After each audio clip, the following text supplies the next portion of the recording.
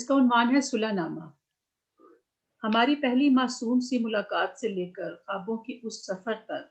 جو ہماری آنکھوں کے نیچے ابھرنے والی لکیروں میں اب دھندلانے لگے ہیں، کا ایک دوسرے کی جانب بار بار پلٹنے کا عمل نہ جانے کتنے سالوں سے یوں ہی جاری ہے، نہ جانے کب تک یوں ہی جاری رہے گا۔ کبھی تم زمانے کی دھوپ میں کملا کر مجھے ڈھونڈتے ڈھونڈتے میری روح کے ویرانے میں ٹھنڈک کی طلب میں آ پہنچتے ہو، جہاں میں اپنی جھوٹی انا کا غبارہ پھیلائے اس میں سے نکلتی ہوا کو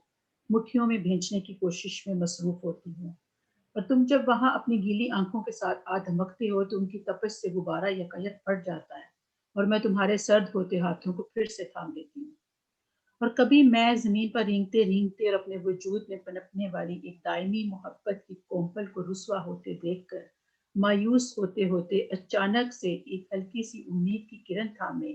تمہاری تلاش میں زندگی کی اندھیری گلیوں میں نکل پڑتی ہوں،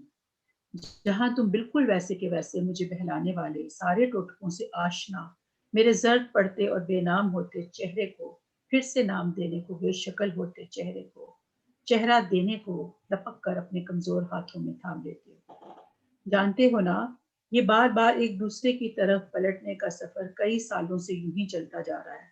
یہ اپنی ذات کی کھوج کا سفر تھا جو ایک پوڈیم اور ایک سامع کی کرسی سے شروع ہوا تھا اور کسی غیبی طاقت کی وجہ سے نامعلوم طریقے سے ایک دوسرے کی ذات کی کھوج کے راستے پر چل پڑا تھا۔ ایک دن میں اس پوڈیم کے پیچھے کھڑی کوئی مضمون پڑھ رہی تھی اور تم ایک سامع کی کرسی پر بیٹھے سوچ رہے تھے کہ کیا میں اس عورت کو زندگی میں کبھی دوبارہ دیکھ سکوں گا، اور ایک دن میں سامع بنی عام لوگوں کے ہجوم میں بیٹھی تھی اور تم پوڈیم کے پیچھے کھڑے وہ سیاسی اور تاریخی سچ بول رہے تھے جو اس حال میں بیٹھے 90% لوگوں کو گراں گزر رہے تھے۔ اور اچانک میری چشمے تصور میں منصور حلاج اور زہر کا پیالہ ابھر آیا تھا،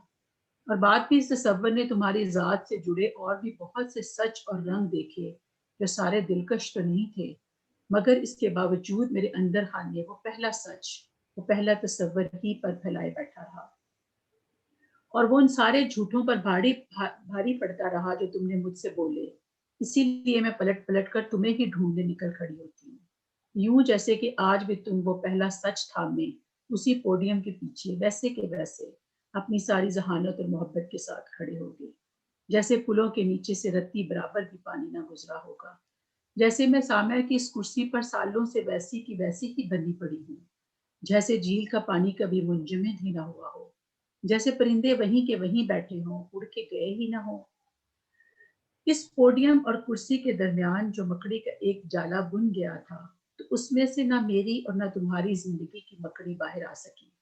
میں بھی اس جالے میں پھنسی باہر نکلنے کو ہاتھ پیر مارتی رہی، مگر بے سود، تھک ہار کر شکست تسلیم کرنے کے سوا کوئی چارہ نہیں۔ یہی سچ ہے کہ یہ مقدر میں لکھی وہ زندگی اور موت ہے جس کا ذکر ہر مقدس کتاب میں ہے۔ تم مرد تھے، شاید اسی لیے قدرتی عطا کو استعمال کرتے ہوئے اس جالے میں سے کئی بار باہر نکل بھی گئے، مگر وہ جالا کٹتا تو تم سے بھی نہیں۔ تم بھی اس میں سے نکلنے کے بعد بھی واپس اسی میں آ کر پھڑپڑاتے ہو۔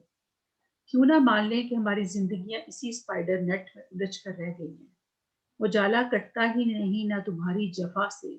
نہ میری وفا سے، نہ تمہارے کسی جھوٹ سے، نہ میرے کسی سچ سے، نہ تمہاری عقل سے، نہ میرے پاگل پن سے، نہ میرے کالے غصے سے، نہ اسے برداشت کرنے والی تمہاری جناتی طاقت سے، نہ تمہاری وقتی اکتاہٹ سے، اور نہ میرے مستقل روٹھنے سے، نہ محبت کی ہونے والی بار بار توہین سے، نہ بار بار خود کو چھڑا کر بھاگ جانے کی کوششوں سے، نہ زمانے کے ان رواجوں سے، اور نہ مذہبی بندنوں سے۔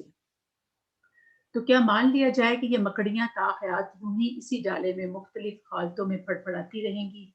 کیونکہ یہ تو انہیں پتا ہے کہ اگر یہاں موت ہے تو زندگی دینے والا دانا پانی بھی دنیا میں کہیں اور نہیں، بس یہیں پر ہی ہے۔ تو آؤ ایک دوسرے کی پناہ میں آ کر خوشی خوشی یہ شکست مان لیں اور میدان میں رہ کر لڑنے یا میدان سے بھاگ جانے کے سب راستے بند کر دیں، اور بس اناؤں، مجبوریوں، رسموں، زنجیروں اور ضرورتوں کے تمام ہتھیار پھینک دیں، ایک دوسرے کی ذات میں اپنی اپنی ذاتوں کا سرنڈر کر لیں، اور مساق محبت کے نام سے کسی اساطیری داستان میں قسمت کے اس لکھے کو درج کروا کر ایک دوسرے کی ذات میں کچھ کہے سنے بغیر ہمیشہ ہمیشہ کے لیے پناہ گزین ہو جائیں، اور آنے والی نسلیں اس محبت کو حیرت سے پڑھیں